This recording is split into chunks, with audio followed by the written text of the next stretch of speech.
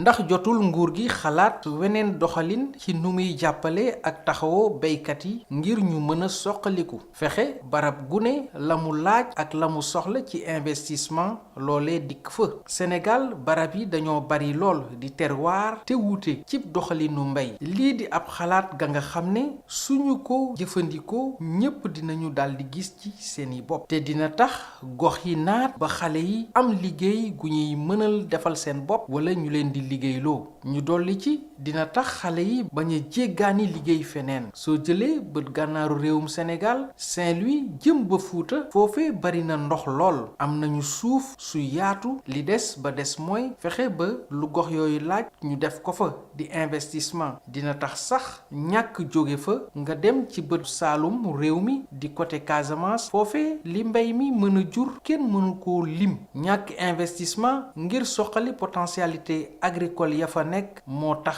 xale yi di jeunes yi di fàq di wutali yeneen gox te nag bët saalumu réew moomee lépp nga fa ñàkkul dara xanaa sàggante nguur gi ba lépp di naxas béykat gu nekk ak sab njaboot di exploitation familiale dañu la war a jàppale fa nga ne ngir li ngay liggéey ci mbay mi mën laa dundal ci digg réew mi di bassin arachidier di Diourbel Fatick Kaffrine Louga Thiès war nañoo farlu la gox yooyee laaj ci mbirum mbay ñu jox leen ko fexe it seen suuf si nga xam ne dafa dee lessivage ñu soqaliwaat ko te lii lépp ñu lim acte 3 de la décentralisation fàggu na ko ci programme am li des ba des mooy xalaat mode investissement gu wuuteeg li fi newoon jot na sëkk nguur gi fexe wutal assurance ñuy yëngu ci mbay mi ak yombal leen taxi yi su ko defee lépp dina naataat fii ci Sénégal